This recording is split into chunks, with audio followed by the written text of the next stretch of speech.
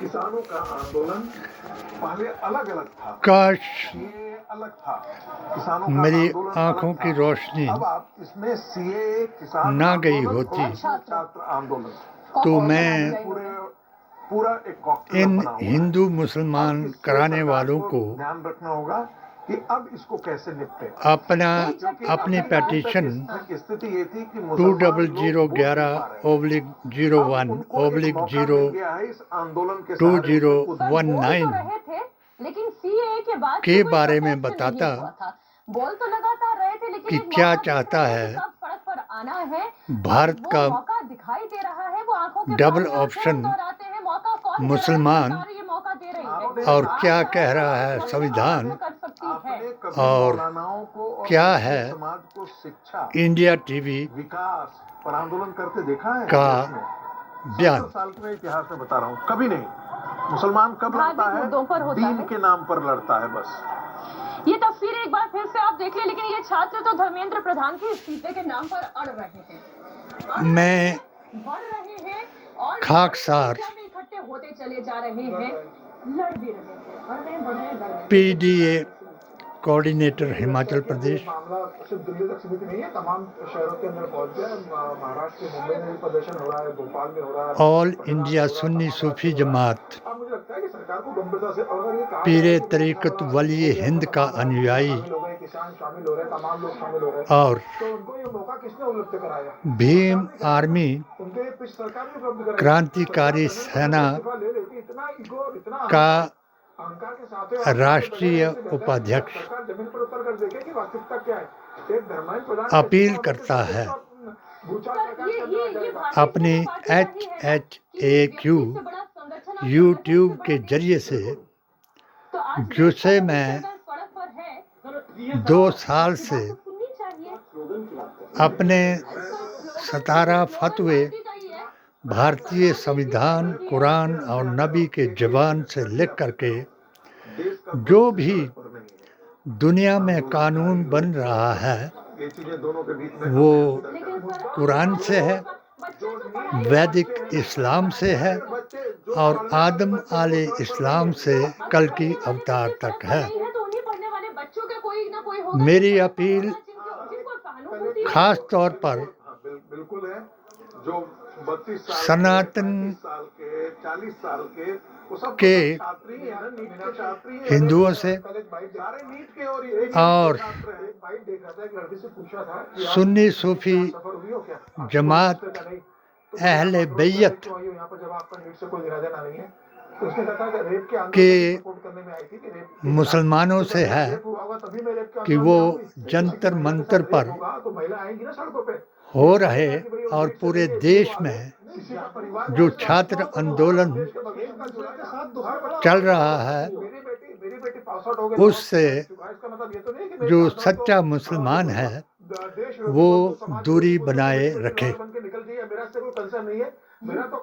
उन लोगों को जो पेपर लीक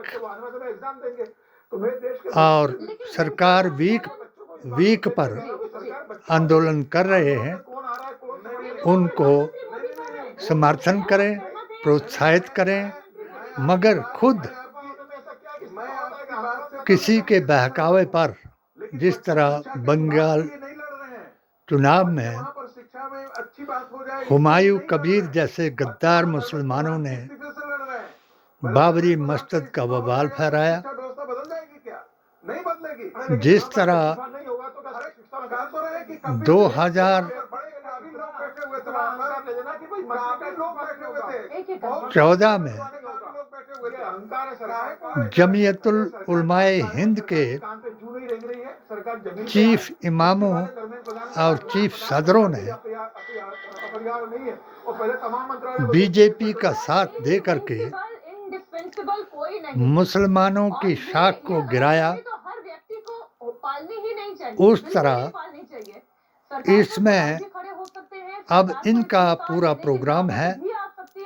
कि इसमें ईरान, पाकिस्तान और मुसलमान को लाया जाएगा और झूठे फेक न्यूज़ फैला करके धर्मेंद्र प्रधान के साथ मुसलमानों को बदनाम कराया जाएगा, जो ये उस वक्त से कर रहे हैं जब मैंने अपनी पेटिशन की विजिलेंस जांच के बाद सीबीआई जांच कराने की अपील की, मगर वो जांच इसलिए नहीं हुई कि हमारी जिला चंबा के मुसलमान, जिनको मैंने 2006 में, क्योंकि मैं 2071 से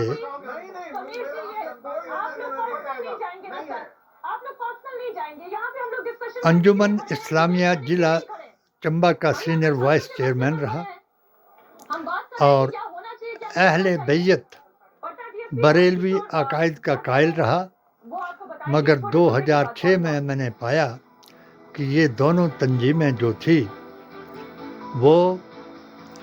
इन्होंने बीजेपी के कार्यकर्ता या मैं कहूँ दलाल को इस अंजुमन का महामंत्री बनाया और सभी जमातों को एक करके सबसे बेहतरीन बीजेपी को बताया और मेरे खिलाफ इन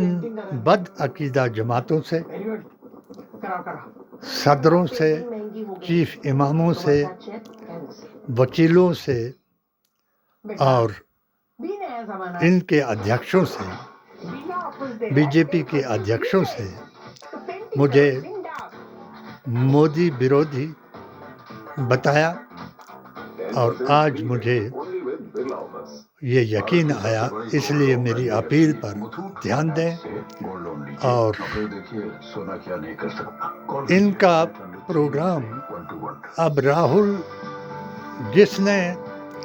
पूरे भारत को संविधान के असूलों के मुताबिक जगा दिया, आज उसको ये इसमें भी, क्योंकि आज पूरे भारत में राहुल राहुल के नारे लग रहे हैं, जो इनके सीने पर एक तकलीफ पैदा कर रहे हैं। इसलिए 2022 से जो मैंने देखा, ये हिंदू मुसलमान करा रहे हैं और राहुल को मुसलमान बना करके हिंदुत्व का प्रचार कर रहे हैं, जिसका सबूत कल भी मांग इस्तीफे की है। और मोदी जी महान, जिन्होंने हमने कहा 3 सा से, फिर 3 गा से इन्होंने हमारे साथ नफरत का पैगाम दिया। नेहरू गांधी खानदान और भारत के मुसलमान को गद्दार, अर्बन नक्सली, हिंदू विरोधी और वो बताया। मैं ये भी ऐलान करता हूँ कि जो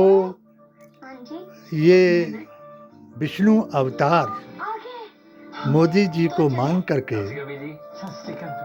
और जो मुसलमानों के चीफ इमाम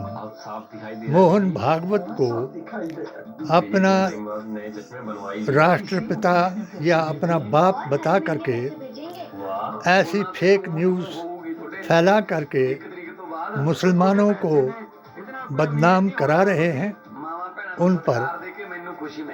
बेचारी पुलिस को बलि का बकरा ना बनाया जाए। उस वक्त भी, जिस वक्त बाबरी मस्जिद का हमने फैसला करवाया और बाबरी मस्जिद को तफरका मस्जिद बता करके कोर्ट से भी, कुरान से भी और संविधान से भी इसको राम जन्मभूमि बताया, तब भी इन्होंने मेरे खिलाफ एक अभियान चलाया। मैं आज भी उसके सबूत मेरे पास हैं और उन सबूतों की बिना पर मैं फिर अपील करता हूँ कि इनके बहकावे में ना आए राज्य को $1 ट्रिलियन इकोनॉमी बनाने के साथ साथ और इनके बहकावे में आकर के हिंदू मुसलमान ना कराएं। मुसलमान कभी गद्दार नहीं हो सकता। मुसलमानों में जो गद्दार हैं उनको उस वक्त भी हमने कहा था कि जो भारतीय संविधान, कुरान और नबी की जुबान के खिलाफ मुसलमान बात करता है उसको देखते ही गोली मार दी जाए। हमारा प्रस्ताव आज भी यही है। इसलिए मोदी जी जो ये कह रहे हैं इसमें कोई शक नहीं, 60% आज भारत का हिंदू जो है वो मोदी जी के साथ है। और दो एंकरों को या चीफों को मैं ये कहूँगा कि राहुल जी मोदी जी के दरवाजे पर क्यों गए, तो क्या ये फैसला मानक जी आपके दरवाजे या रजत शर्मा जी के दरवाजे पर आकर के होगा? ये फैसला हो करके रहेगा और डॉक्टर शेख अपने इस पद की और अपने इस अधिकार का प्रयोग करते हुए यही कहेगा कि जो गद्दार मुसलमान हैं, जो बद औरतों को आगे ला करके टीवी पर ऐसे बयान करा रहे हैं और मुसलमानों को अपने अकीदे से गिरा रहे हैं, उनको उनकी बात पर यकीन न करें और इनको निशाना करके पुलिस बेचारी को बदनाम न करें। जो भी मुसलमान अगर जंतर मंतर पर जा कर के भारतीय संविधान, कुरान और नबी के खिलाफ बात करता है, आज भी हमारा यही मेरी अपील होगी कि उनको शिनाख्त की जाए और उनको सजाए मौत दी जाए, क्योंकि हजूर अकरम सल्लल्लाहु अलैहि वसल्लम ने भी गद्दारों को, बदअकीदा को और गुस्ताखे रसूलों को यही सज़ा देने का ऐलान किया। जय बापू, जय भीम, जय संविधान, जय हिंद।